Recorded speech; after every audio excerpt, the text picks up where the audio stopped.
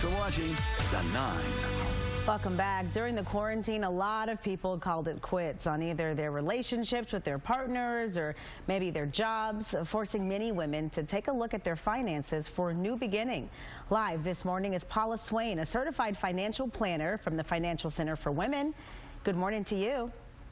Good morning, Marielle. How are you? I'm doing well. Thank you so much. So this is really something you're seeing more and more headlines about. Unfortunately, many people split up during the pandemic, just too much living with you, seeing you every single second of the day, right? We need those breaks from work. But women are now having to take a second look at their finances. What is the first thing that any woman should know, or really anyone who's looking to hit that reset button financially? Well, I'm one of those people that were recently divorced, so I had to take a look at my own finances. And the first thing I needed to do was figure out what income I had coming in and what expenses were going out so that I can determine what I could afford, because I had to move, purchase a new home, so I wanted to make sure that I was living within my means. And then I had to adjust my savings plan because I lost a portion of my assets. So I had to refigure how to save again so I could still reach my goals. So most women should save about 20% of their income. Okay, and so you have to really just sit down with the pen and the paper, right, and calculate out what that is, because it's different for everybody, but at least 20%? Correct. Is there a case where you should do more than that 20?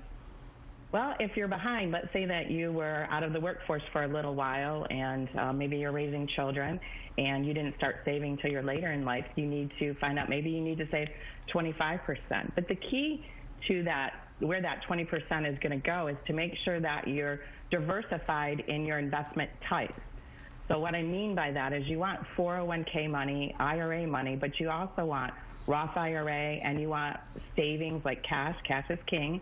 And then you want to maybe look at diversifying into a portfolio that is not your retirement portfolio, so that if you run short, you have money that you're able to grab that's not IRA money or retirement money. Yeah, and you know, sometimes the language, the verbiage of the financial word can be intimidating to people who don't understand what you're talking about. So is there a place you can go, or at what point should you seek advice? Well, you should seek advice all the time, as I say, because I seek advice for everything in my life. You know, reach out to a financial advisor. You know, one other good thing that you can do is get your girlfriends together and start talking about money. You know, nobody ever talks about money because everybody's embarrassed that they haven't done the right things. So it's important to just start that conversation. Yeah, and what about some of those apps that will save your spare change? They say they'll put it right into your savings account. Is that something that you think could maybe be useful to people, or maybe not enough of a improvement? Anything you can do. Read books, anything, apps, books, you know, reach out to professionals, anything you can do. Just do something. You know, Paula, another question doing nothing. I have for you. We've had this conversation on the show a few times. There's a difference, old school, new school of thought. Should women secretly stash away a little money just to make sure she has something to fall back on if things don't work out? I'm from Georgia. You know, my mom is Southern. That's what I was always told. Well, I don't know that I'm going to answer that question.